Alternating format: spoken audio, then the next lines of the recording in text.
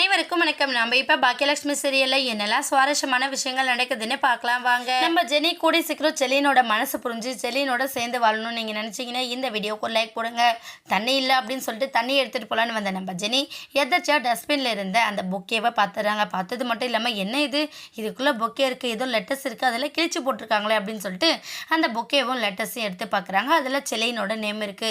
செலின் கிட்ட இருந்து லெட்டர் வந்திருக்கானா இவங்க யாருமே நம்ம கிட்ட சொல்லலை அப்படிங்கிற மாதிரி அந்த கிழிச்சு போன பேப்பர்ஸ் எல்லாத்தையும் எடுத்துகிட்டு போய் டேபிள் மேலே வச்சு அரேஞ்ச் பண்ணிக்கிட்டு இருக்காங்க நம்ம ஜெனி. அந்த டைமில் கரெக்டாக நம்ம ஜோசப்பும் மரியம் 2 பேரும் வந்துடுறாங்க. வந்தது மட்டும் இல்லாமல் ஜெனி என்னம்மா பண்ணிக்கிட்டு இருக்க நீ அப்படின்னு சொல்லிட்டு அந்த லெட்டர்ஸ் எல்லாத்தையும் கையில் பிடிச்சி வாரி வச்சுக்கிறாரு. வச்சுக்கிட்ட உடனே நம்ம ஜெனி ஒரு பக்கம் அப்பா ஏன்பா என்னாச்சு உங்களுக்கு, கொடுங்க அந்த லெட்டரை நான் படிக்கணும் அப்படின்னு சொல்லிட்டு நம்ம ஜெனி கேட்க, இல்லை ஜெனி நீ அதெல்லாம் ஒன்றும் படிக்க வேணாம் அப்படின்னு சொல்லிட்டு சொல்கிறாரு. ஏன்பா செலின்கிட்ட இருந்து எனக்கு ஒரு லெட்டர் வந்திருக்கு, அதை நீங்கள் யாருமே என்கிட்ட சொல்லவில்லையே, எந்த விதத்தில் நியாயம் அப்படிங்கிற மாதிரி நம்ம ஜெனி வந்து கேட்குறாங்க. உடனே மரியம் வந்து அவங்க எது சொல்கிறதா இருந்தாலும் கோர்ட்டில் சொல்லட்டும் ஜெனி, தேவையில்லாமல் இப்போ உனக்கு எந்த ப்ரெஷரும் தேவையில்லை, நீ ரிலாக்ஸ்டாக இரு அப்படின்னு சொல்லிட்டு நம்ம ஜெனிக்கிட்ட ஒரு பக்கம் அவங்க சொல்ல, உடனே இன்னொரு பக்கம் நம்ம ஜோசப் வந்து ஜெனிமா அவங்களாம் இரிட்டேட்டிங் பண்ணிவிட்டு இப்போ உன்னை ஃபுல் பண்ணுறதுக்காக தேவையில்லாத லெட்டர்ஸ் அனுப்பிக்கிட்டு இருக்காங்க, அதை போட்டு நீ ஒன்றும் கொலாப்ஸ் ஆக வேணாம், உன்னோட இந்த மனசை காயப்படுத்துறதுக்காக தான் அவன் திரும்ப திரும்ப தப்பு மேலே தப்பு பண்ணிக்கிட்டு இருக்கான், நீ போய் எதுக்காக அவனோட லெட்டர் எல்லாம் படிக்கணும், அதனால் ஒன்றும் வேண்டியதே இல்லை அப்படின்னு சொல்லிட்டு நம்ம ஜோசப் வந்து சொல்கிறாங்க. ஆனால் ஜெனி வந்து அதை விடுறதா ஐடியாவே இல்லை.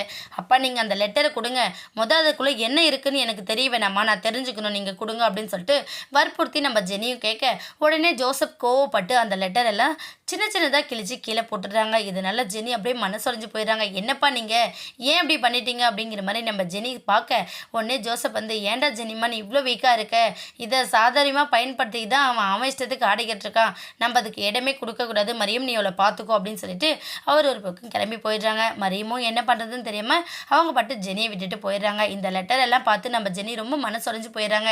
செலின் கிட்டேருந்து சாரின்னு மன்னிப்பு கேட்டு லெட்டர் வந்திருக்குன்னா அவன் மனசுக்குள்ளே இன்னும் நம்ம இருக்க தானே செய்கிறோம், அவன் பண்ணது தப்புன்னு அவன் உணர்ந்துட்டான், ஆனால் அதை தெரிஞ்சுக்காம அப்பாவும் அம்மாவும் இப்படி பண்ணிக்கிட்டு இருக்காங்களே அப்படின்னு சொல்லிட்டு நம்ம ஜெனி ரொம்ப வருத்தப்படுறாங்க.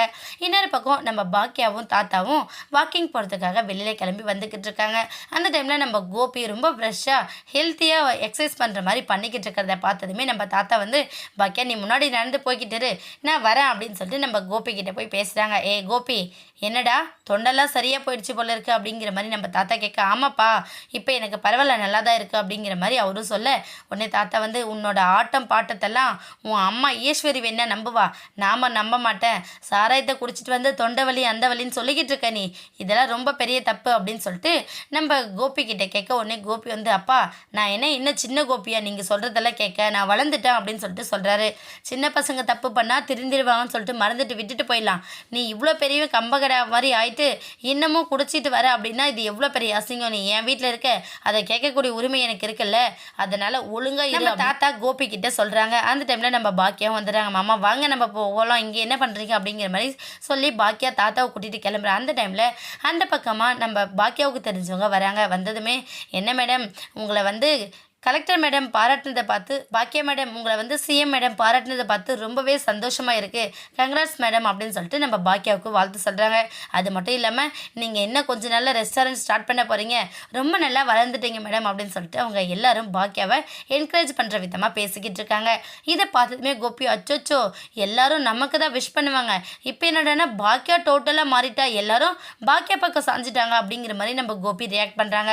கூடிய சீக்கிரம் நம்ம கோபியும் பாக்கியா எந்த அளவுக்கு நல்லவா அப்படிங்கிறத புரிஞ்சுக்கிறது மட்டும் இல்லாமல் அவங்க கிட்ட வம்பு இழுக்கிறதையும் டோட்டலாக குறைச்சிக்க போகிறாரு. வெயிட் பண்ணி பார்க்கலாம். இந்த வீடியோ உங்களுக்கு பிடிச்சிருந்தா மறக்காமல் நம்ம சேனலை சப்ஸ்கிரைப் பண்ணுங்கள். தேங்க்யூ.